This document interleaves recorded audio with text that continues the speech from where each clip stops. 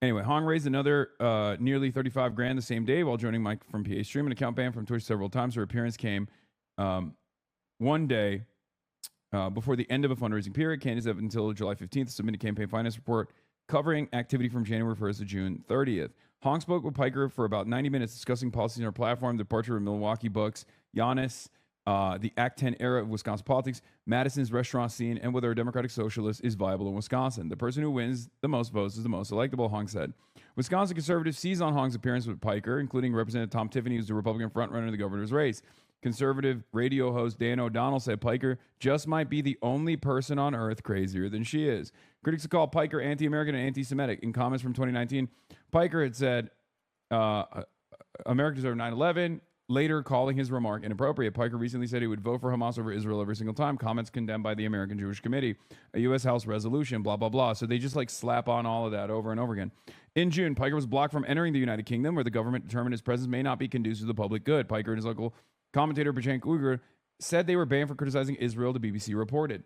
See, I'll put you on game, okay? You want to know how you write this article favorably, normally? As a prominent critic of Israel, Hasan Piker has been falsely or has been criticized as an anti-Semite or has been called an anti-Semite. A criticism that he considers to be a heinous smear, as he has said over and over again that he's had a long career of advocacy against anti-Semitism, like something along those lines. There's no counters on here at all.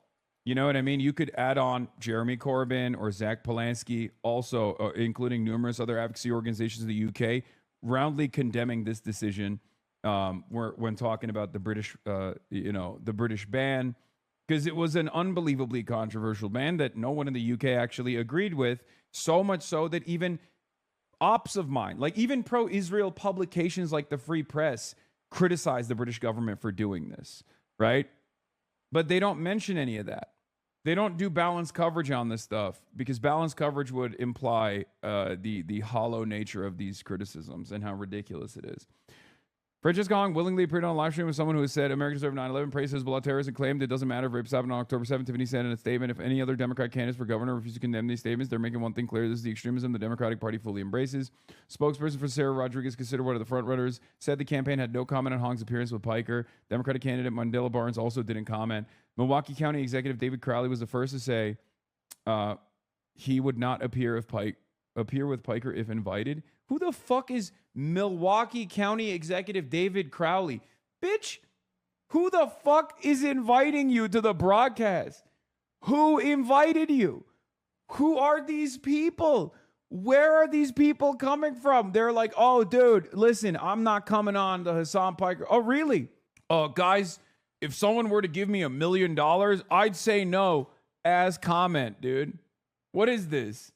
Dinner with Jay-Z or $1 billion ass hypothetical. Neither is happening for you, big dog. Why the fuck would I have you as the Milwaukee County executive on my fucking broadcast? When have I ever had the equivalent of something like that on my motherfucking broadcast? Oh my God, dude. Yeah, no, definitely. Yeah, me, for example, if Dua Lipa was like, I'm breaking up with my husband to go on one of these fancy Europe travel trips with a controversial streamer Hasan Piker, I'd say no. You know, I'm a man of Allah. I'm a man of God. No, thank you, ma'am.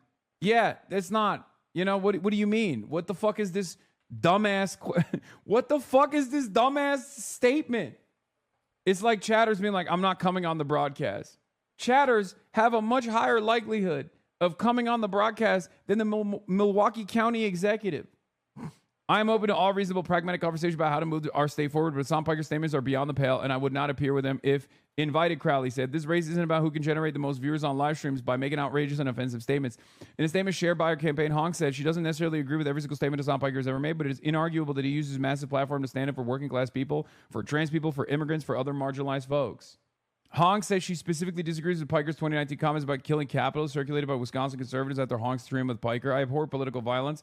Yeah, I do too. Okay. Piker has campaigned with Democratic Socialists elsewhere. In a teaser announced for Hong's appearance, Piker said he he could head to Wisconsin to stump for Hong. Piker's also rallied for Democratic Socialists of America-backed candidates in New York and campaigned with Michigan Senate candidate Abdul El-Sayed, drawing criticism from 2 other Democrats in the race. Mick Morrow said Piker is somebody who says extremely offensive things in order to generate clicks and views and followers, which is not entirely different from somebody like Nick Fuentes, a far-right influencer or white supremacist. I love that they posted a photo of me and AOC right underneath that statement, by the way, immediately destroying the fucking counter narrative. Cheesegate not mentioned, thank God. While some on the Democratic Party have appeared on Piker's stream, others have said they wouldn't join him. I think that it's essential that candidates go on to have conversations. First of all, I have a question. If you're going to write an entire article about me, why the fuck won't you ask me for comment? What kind of fucking journalism is this? Hope Carnop? Shame on you. Okay? Fucking shame on you. Shame on the Milwaukee Journal Sentinel too. How is this good journalism? I hope you got $7,000 from the Israeli Knesset to be able to write such a fucking idiotic hit piece. What the fuck is this? What is this? You're not going to ask me for comment? You're not going to ask me for comment at all? The fuck is this shit? Look, there are certain outlets that I'm not going to fucking respond to, right? Milwaukee Journal Sentinel, I would have gladly fucking responded to.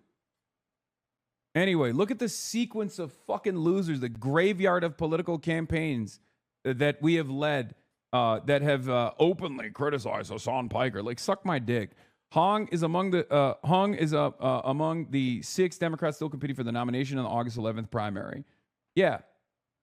Hope Carnop can be reached out at hcarnop at usatodayco.com. Fucking ridiculous. Anyway, this is an unbelievable hit piece, dude.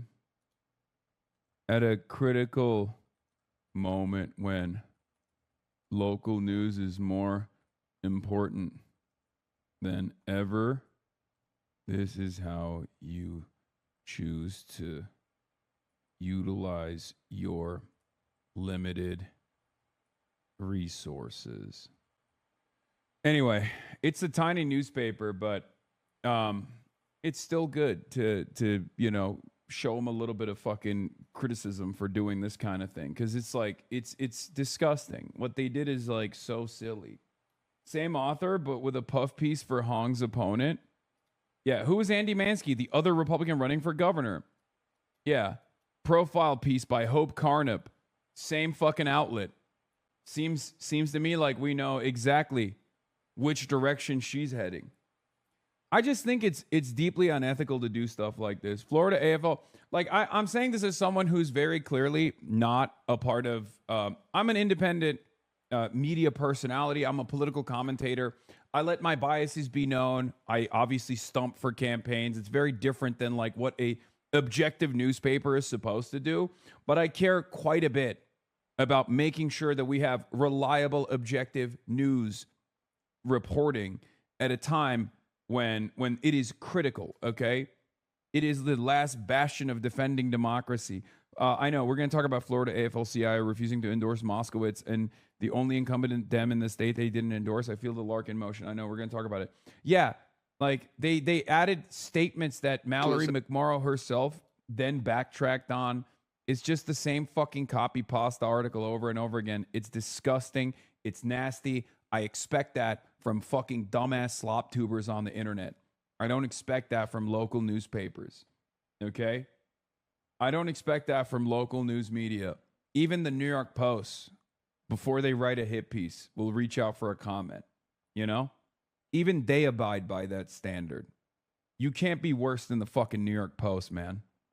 You can't be worse than the motherfucking New York Post. Nasty.